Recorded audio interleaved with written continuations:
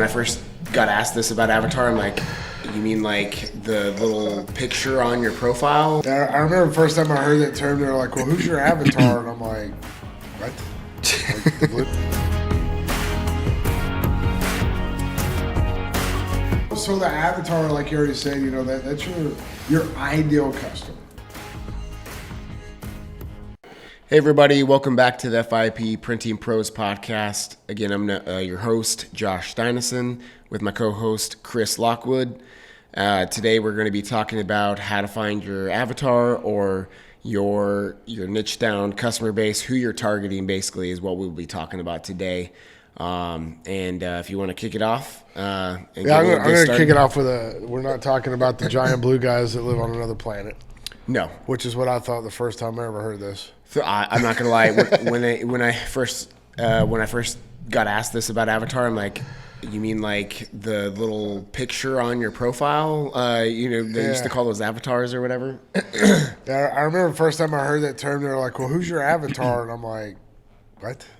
Like the blue guy? What are we talking about? I don't know what we're talking about. So the avatar, like you already said, you know, that's your ideal customer. Yep. And while we would all love to sell our services and products to everyone, that's just not realistic. I just read a quote, I don't remember who it was by, it says, if you try to speak to everyone, you speak to no one. Yeah. And so one of the first steps when you have a business, whether it's a service-based business, whether it's a product, you need to know who is purchasing your stuff.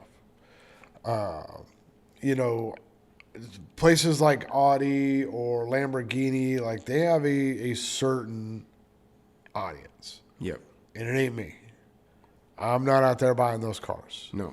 Now, if you got a big truck, a big dually, something like that, you're speaking to me. So it's really important as a business to figure out who that is. And we just went through this exercise at FIP here recently, and it was a very interesting process. And I think through describing what our process was will kind of help people understand exactly how to go about finding their avatar. So I think instead of just saying, here's the steps, because that's boring, I think let's talk about how we did it. Yeah. And see how that goes. Yeah, so what we basically did, and it helps for us because, we're already an established business. So we have some, statistics and numbers and things like that we can kind of go off of. So what we did was we looked at our current customer base and who's ordering with us, kind of went to the top tier, like who's spending the most with us or consistently, and then went from there and then kind of broke that down into top 10 to 20 or whatever. And then we kind of looked at those top 10 to 20. We're like, okay, what is our top customers look like? And it was a little difficult for us, not going to lie, because we have such a wide range of customer base. But when we really kind of honed it down into it, we realized a lot of them were kind of in the same space. Maybe not the same exact space, but here's like, say for us, like one of our top clients is a retirement community. We have a couple of those. But then within and around that space, there is a lot of like healthcare related things. Yeah. There's maybe some assisted living situations or different hospice. There's all the different things that kind of are involved in that. Yeah, revolve around that world. Yeah. Yeah, one of the things that was interesting, and just to kind of back up a little bit to kind of go into the process, what we did is we listed out all of our current customers. Now, if you don't have customers yet, that's fine. You can still do the same thing, because now you're going to look at what is my product and who is my product for. So I'll use an example. Let's just say you build planters for like flower pots and stuff like that. You build them out of wood. So let's just say you build those out of wood. Well, how do you determine who your target audience is? Well, number one, who's going to buy those? It's going to be people who plant are ladies, planting flowers and herbs and stuff like that. So who are those people that do that? And you know, it's really, really easy to find out who those people are. You just go on Facebook and search for, where's my growing, you know, my growers and association, my plant growers association, flower clubs and all that kind of stuff. And you go and you look and see who the people are in there. Like, you're like, oh, these are the people who would buy this. Yep. You know, for us, what we did is we looked at our existing customers and we said, okay, we have some really big customers, and we were like, hey, well, maybe our top customers are performing arts centers. And we're like, yeah, they spend like a lot of money doing programs and stuff like that. But then you get to looking and it's like, well, how many more are there? Well, there's none. So that can't be our avatar. Yeah. So we started looking, and like you said, we kind of broke it down. I think we ended up with 3 primary categories. We had the retirement community and Healthcare. and the healthcare. So the reason we put those together is anytime you have a collection of the retired generations, you're going to have a collection of healthcare people that that go around that. So we put that in one category. The next category was industry and manufacturing. There is a massive, in this part of Florida particularly, there's a massive amount of businesses that do manufacturing and the industry type, industrial type stuff. Yep.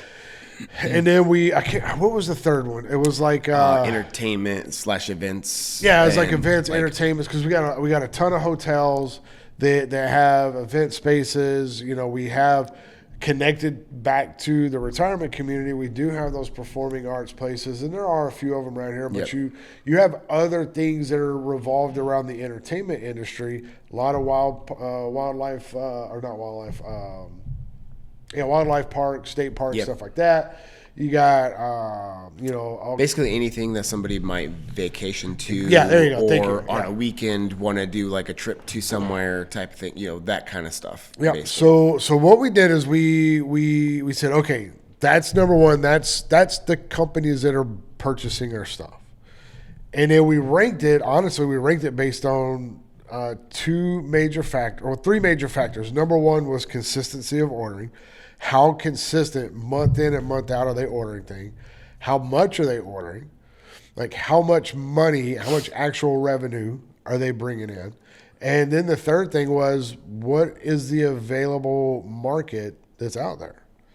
Because if you have one that's really consistent and they spend a lot of money, but there's no additional market to expand into, that if that's your avatar, you're putting all of your eggs into that one basket. Yeah. So when we took all 3 of those into account, that's where we ranked them, the retirement and health industry, healthcare, the manufacturing, and then the entertainment. So what does all that mean? What do we do with that information where we've determined? Well, we still got some more digging to do, because now you got to look at what's the next layer. Who's actually doing the purchasing? Who are the decision makers? So in our world, who are the decision makers for when and how that money's spent? So typically, especially when you're talking to more larger organizations, they always have a marketing team.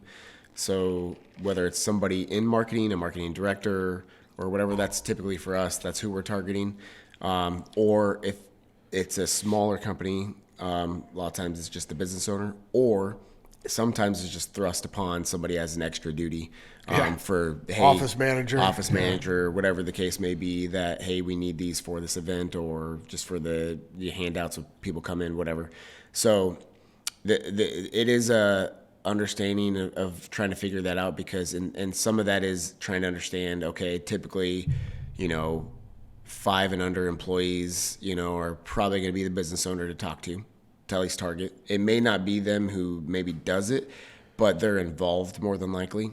Even if it is an office manager doing it, usually the owner's probably communicating with them. Yep. And then maybe I would say 5 to 10 is always that, fine line of maybe it could be the owner or a marketing person depending on what they're doing. But I would say a safe bet for us is 10 and up. Is usually there's probably somebody doing marketing, and then that's who you're kind of targeting. So that's typically for us and how I do it now. Again, getting to those marketing people are not the easiest thing. You always got their gate keepers to block them.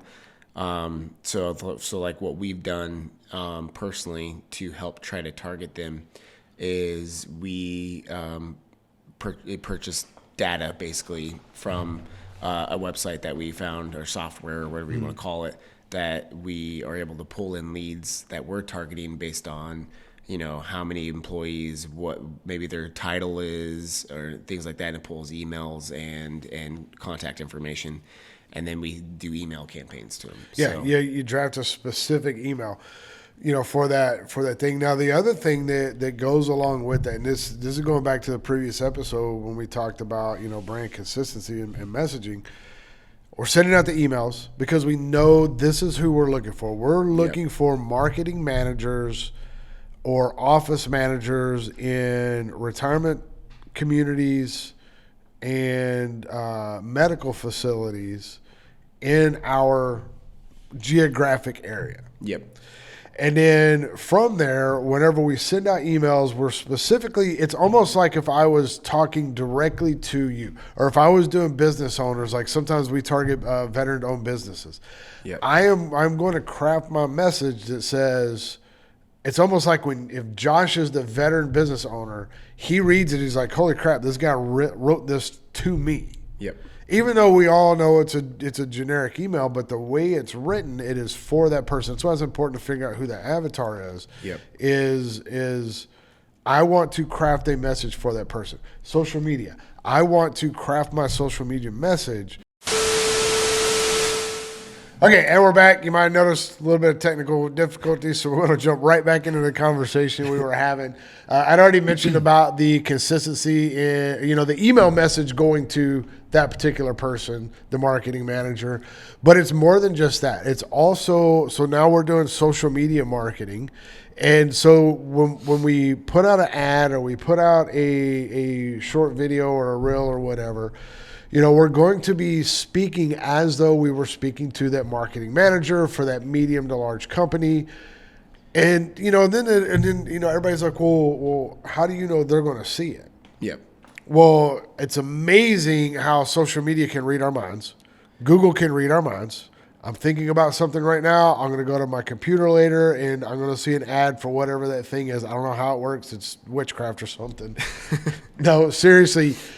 Believe it or not, the capability to actually go in when you're running ads and things like that, you can say, I want this person that has this kind of job listed, that works at this or posts about this or in this zip code, and it will find them. Yeah. Right? It'll find that particular person. But if you don't know who that is, then you're just speaking to everyone. So you want to be able to hone in on who that particular person is so that every message that you put out is geared towards them. Every incentive, every, now I can't think of the technical term, lead magnet. If you're a plumber, everybody needs a plumber. Yep. Right? At some point or another, your needs for a service, if you live in a house or you have an office building, there's going to be a need for a plumber at some point, right?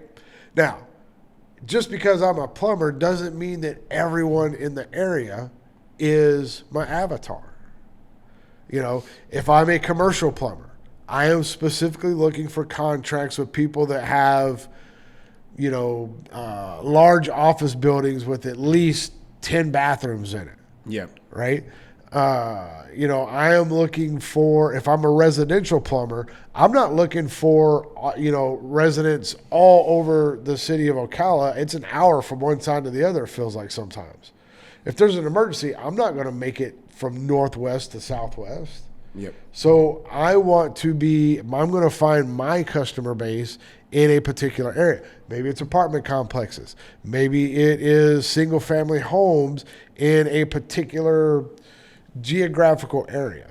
Yep. So whoever your avatar is, you can't cast your net so wide that by the time the net gets around, everything is gone. You want to be able to specifically target those people in your print ads, in your social media, in your email marketing, and where you, especially if you're like a one-person show who's out there doing self-marketing, if you're focused on the northwest area of your city and you happen to be on the southwest area, like you shouldn't be putting out flyers and stuff, because you're going to get calls from people that's going to waste your time. Yeah. Whether wasting your time driving all the way across town to do one thing, or wasting your time just handing them out, and that's money that you just spent for someone that you're not going to get business from. So really diving into who that avatar is so important.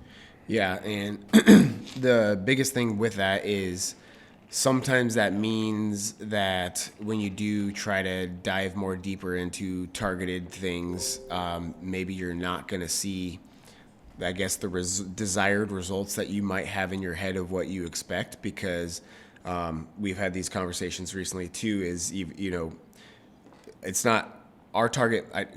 I have a different idea of necessarily what I would like to talk about on this podcast or on my social media or different things like that, because I want to just help the general business owner and things like that. But if that's not really helping us with what we're trying to get to our target market, I have to try to niche that down, which also to me initially is kind of a scary thought, because now I'm only going to 50 people instead of 500 people or whatever, just throw numbers out there.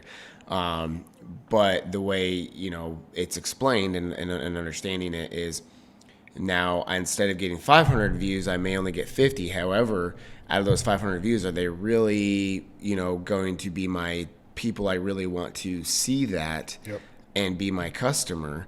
So while 500 views feels great to my ego or whatever, is that really going to show results? Maybe not.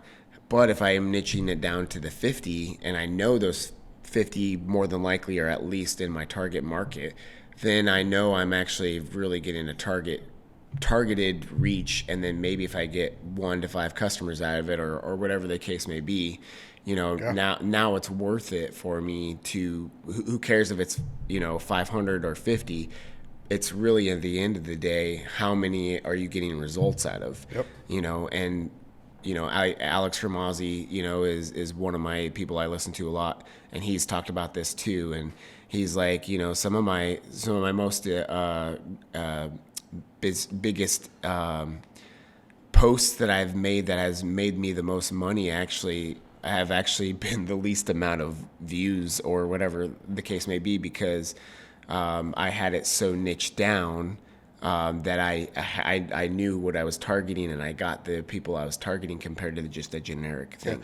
Well, and it comes down to your ROAS, return on ad spend, one of the technical terms that marketing companies like to use. How much money did I spend to get that one customer? Yep. And if and every set of eyeballs that sees an ad costs money. So if you have to pay to see, like you said, 500 people to see it, but you only get one customer, well, you had to pay for 500 people to see that. Or if you paid for 50 people to see it, you spent a lot less money and you still got that one customer. Then that's where that analysis comes from whenever you niche down. Yeah. You said something and it triggered a thought, and then it left my head. You were talking about Alex Ramazzi, and you were talking about the niche down. That was his most successful one. So I know what it was. I mean, if your target audience is, if they're not even on social media, then you wouldn't spend that money on social media. Mm-hmm. You would spend that money somewhere else. You would print ad. One of our the one of our customers that help us kind of determine, why the retirement and medical community was so important to us is they spend a lot of money in print ad, but it's not because print ad or digital or whatever is more important. It's because their target audience are retirees. Yep. And that generation wants to hold something physical in their hand. Yep. And so they understand who their target market is, so they provide the product that makes them successful. And, and it's like, okay, well, what does that have to do with the medical field? Because the medical field, is not, they don't do a ton of advertising, but they have other very specific needs, patient charts, intake forms, discharge forms, business cards, information pamphlets. I'm trying to think of some of the other things that we provide. The manufacturing industry, they have same kind of forms, requirements and stuff like that, order forms and all that. But they also have like safety manuals and instruction booklets and incident reports and, all these different kind of things. So because we understand what these kind of, what these avatars order, now we're able to craft our message specifically for them. Like I would never dream of saying, hey, Josh, let's put out an ad that says we can build your patient intake forms and just throw it out there on the internet and see what happens. Yeah. When I would say, hey, we need to put together a short video that says, let us worry about, you having the right forms in place so you can worry about your patients. And then we're going to specifically target those people in that industry because now I am solving a problem for them, because the worst thing that can happen for a doctor's office is to run out of that ever important intake form. Yeah. Right? And that's one less thing they should have to worry about. So it's like, hey, I got a plan. Let's target these people. Let's create these forms for them. And let's just put them on a monthly rotation that every month they're going to get a shipment. And so that's how we would craft that message for them, because we know and understand. I wouldn't just put that out to the world. Yep. It would be specifically. Now, does that mean other people aren't going to see your ad? Absolutely not. They're going to see it, which is what we want.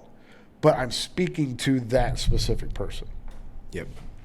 And we do a lot of stuff like with even like the real estate community and things like that, or we have a big like solar company. There's different things that they know. So like say specifically for real estate, they know what kind of homes they want to sell, what area of town, the community, whether it's farms, it's just retirement community homes, whatever it is that they're trying to, connect to them to sell their homes or for buying, whatever the case may be. So what a lot of times they'll do is they do, direct to the door mails, which is EDDM, which gets your cheapest postage, and they target everybody in that zip that route.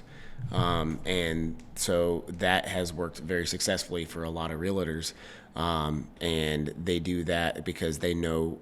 So like when you think niche down, it's not sometimes always just a person or a company, maybe it's in a real estate, a type of home, that you want to buy or sell, like, because that those type of homes inside and out type of thing, whatever that is for your different market or your company that you do. Age of the home, location. Yep.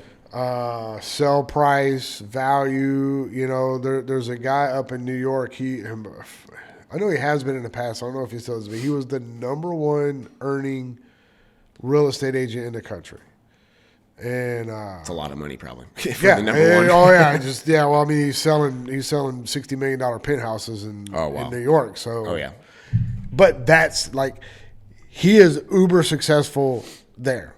I know a real estate agent in Georgia she's one of the best real estate agents in the Atlanta area.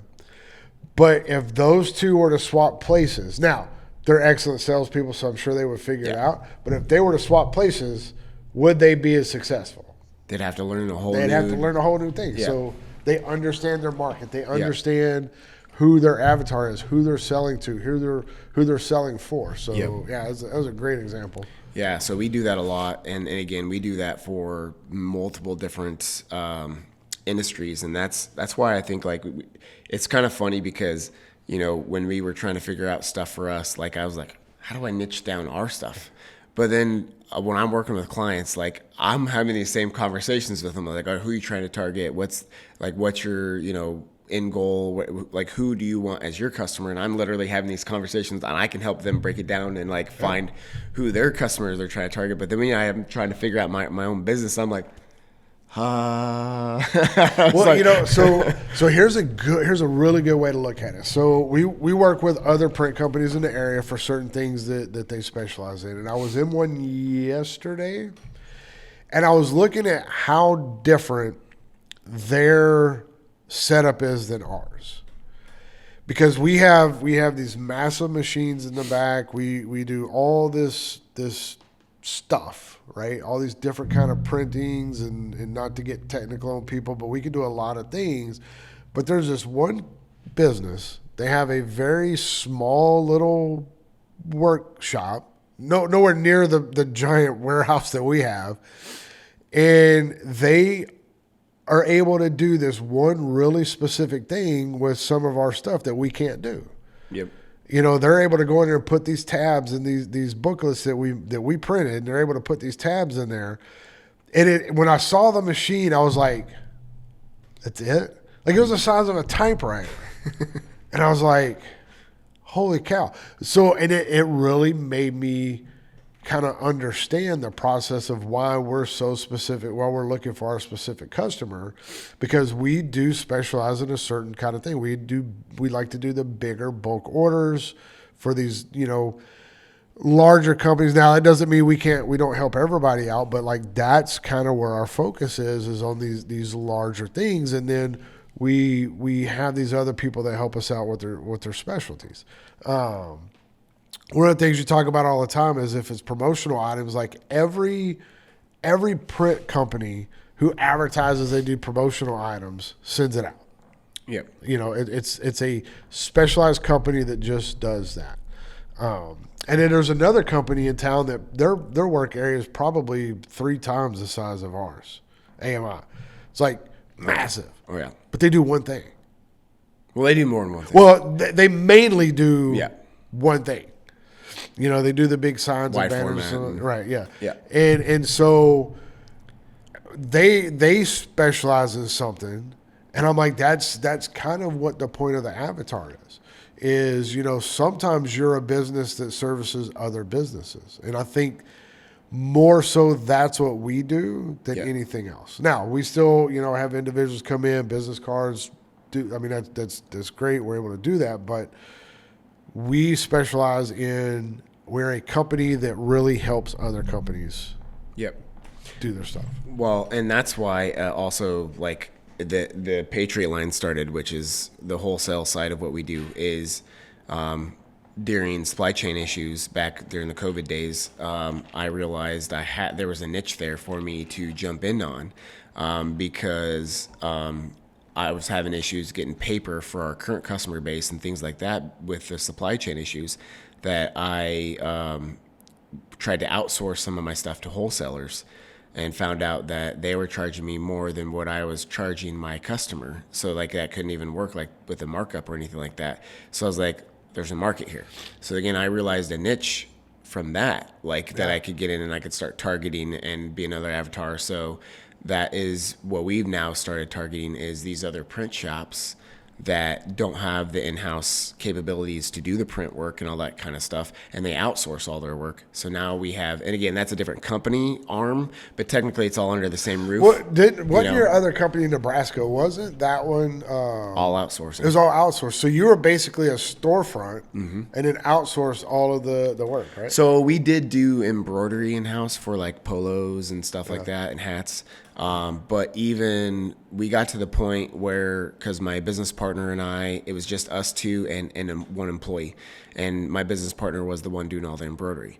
And so she got to the point where, because we're so small, but the embroidery was so busy, that was like what we did so well that like she wanted to take a vacation, and we like as business owners, like honestly, I mean, I've gotten better about trying to get away from the business and try to take some time off, but in the beginning it was basically no time off. Yeah. But every once in a while we'd want to take like a week off for in the year or something like that, and it was almost impossible for her to take a week off because me and the other employee didn't really know how to do embroidery, so that means production's going to sit there for a whole week and not get done, and customers weren't going to be happy with that.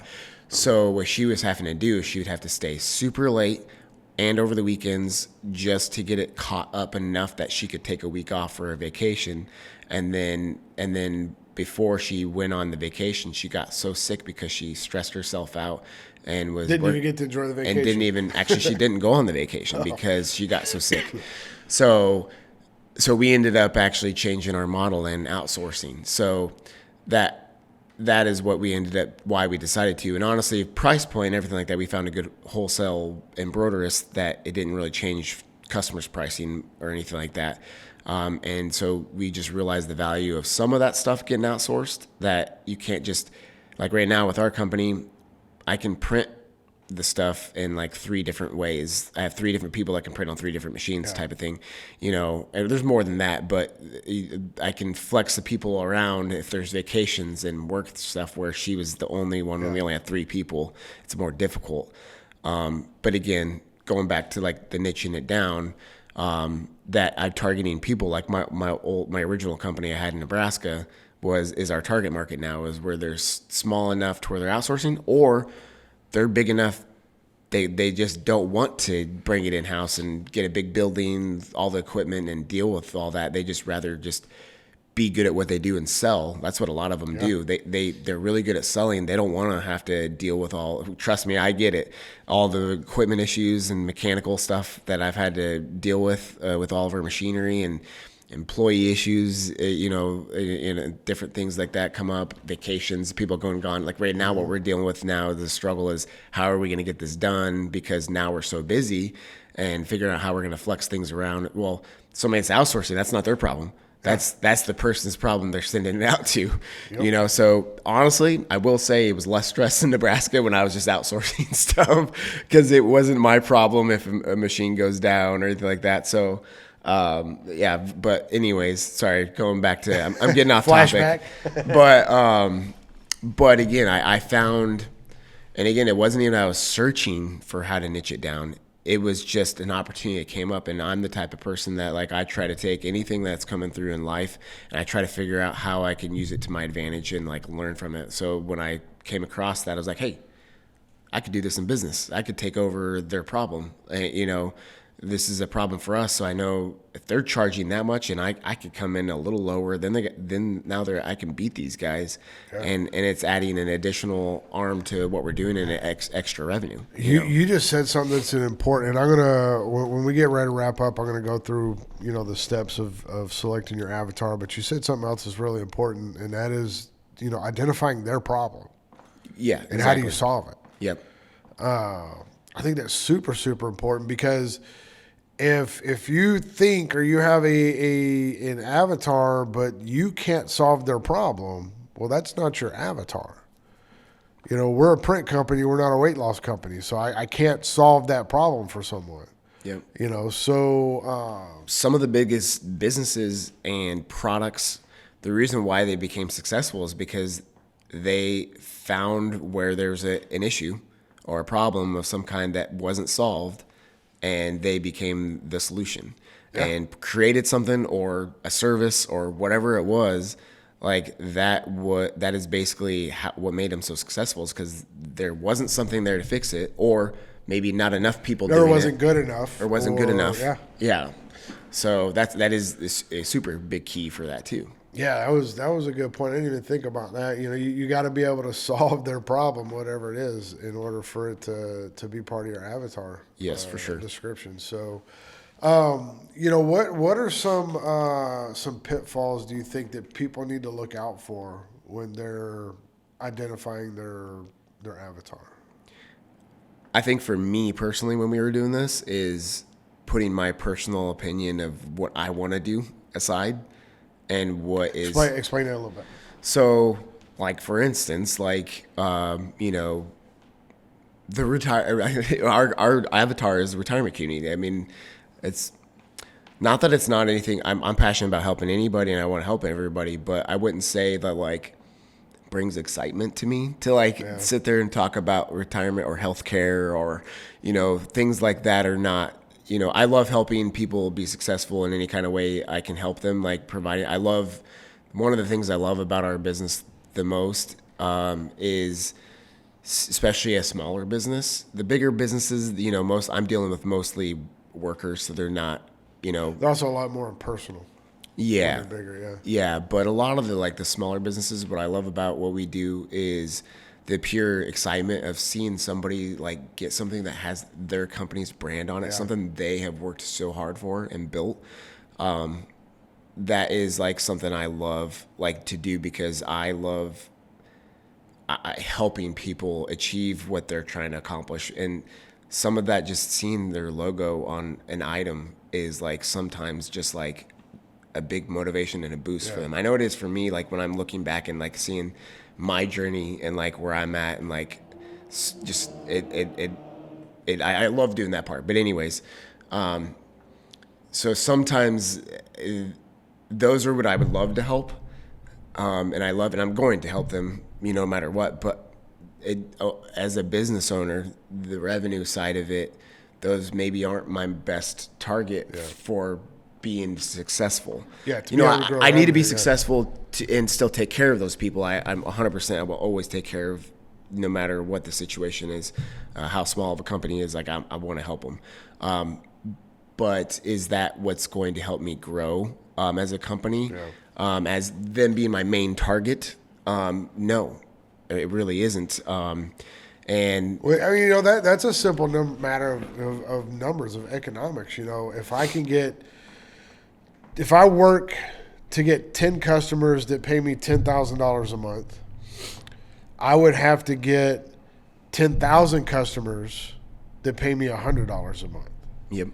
And when you just do the simple math, it's a lot easier to get those 10 customers than it is to get 10,000 customers. Yep. And that even goes back to like why part of my decision to start Patriot Line is on the first impressions printing side.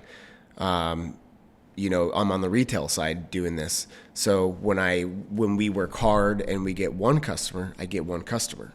Now, sometimes that one customer is a very large customer, which can give us a lot of business, and that's great. But those are harder to get.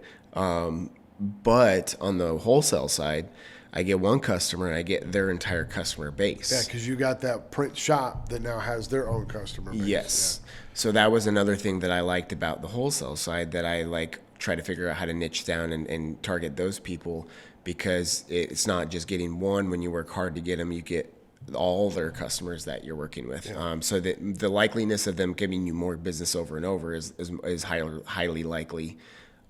So that was, but as far as the pitfalls go, that for me, that was the hardest part, is like really trying to like put my personal opinions of what I want to do rather than what I need to do for the company. Yeah. And that for me was the biggest thing I had to try to get and you and a couple other people are like, no, stop thinking like that. Like no, we need to do what's best for the, I feel like I'm open. I think that's also the biggest thing too, as business owner or whoever's making the decisions, is you have to be willing to hear the people around you. Yeah. And not just because I'm always, at the end of the day, yes, I'm the decision maker.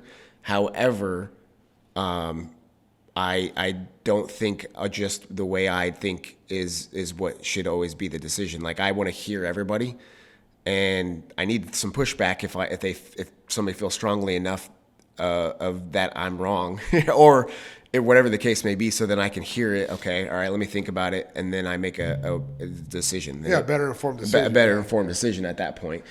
Because at the end of the moment, I have my thought process of why I'm thinking this way, and then it's not clicking right then. It's okay, all right, I'm taking it in, give me a little bit, and that's how I process usually. Like, sometimes when I first hear, I'm like, oh yeah, that makes sense. Let's do it that way. But then some of the things I have my own personal. Yeah, once you're locked in, you're like, oh no, this is how I see it. Yeah. It's hard to do. Another pitfall, I already kind of mentioned it, not being able to solve their problem is pretty important. And we mentioned this too, not having a market to expand into. Yep. And then kind of going along with you were talking about having your ways is the fear of alienating other potential clients or customers. If you go in with that fear that it's like, oh, if I target the medical field or the retirement field, then the manufacturing field's not going to come to me. That's not true. Because they're going to look and see what you're doing and be like, wow, I wonder, they're really taking care of this group of people. Yeah. Can they take care of me too? Yeah. And then the flip side of that, what we're going to do is we're going to set up campaigns and we're going to heavily focus on the medical and the retirement communities. And then maybe in 3 months, we're going to shift. When we expand that business and we've got, a good foothold there, because you're never, unless you only have the one customer, you're never going to have 100% of the market share. Yeah. And then we can shift over. Now we can focus on the next avatar, and then you can shift and focus on the next one. So, or split marketing. Yep. I do think it is super important. The more you can niche down, the better off you're going to be. But there are times, depending on your industry, where you can't. Like in the medical field, and I got some friends that work in the medical field, in the marketing side of things, as a matter of fact. And even they can't help every sick or injured person. Yep. Right? And there's different reasons for that. Sometimes it's insurance, sometimes it's affordability. Sometimes they don't have the specialty needed to care for that particular person. So even in a field as broad as the medical field, you have your certain avatar that you're looking for. In the retirement community, you're looking for a certain demographic. We have a lot of 55 and over communities around here. So if you're under the age of 55, you are not their target market. So it does no good to send that 33-year-old newly married couple with a kid marketing material. Like, you're 20 years away from doing me any good whatsoever. So even in those kind of areas, they niche down into their avatar. Yeah, for sure. I think definitely that's all these were great points to bring up. We could keep going and probably talk more about how to find your avatar. Maybe if we decide to do another episode on this, because I know this is a very key thing for a business to really figure out, how, because when you do figure it out, it could really just bring, to next level, So hopefully you guys liked the episode. And again, as always, if you got any comments, questions, or anything like that, hit us up in the comments. We'd be happy to hear from you. Again, like and subscribe. And until next time, let's grow together. We'll see ya. It's time to step up. Yeah, it's grind time. No more letting up. No, running faster, further. No more running up. Yeah, giving my all. No more giving up. Listen to me. Step. It's time to step it up. Yeah, it's time to step it up. Step. It's time to step it up. Yeah, it's time to step it up. It's time to step up.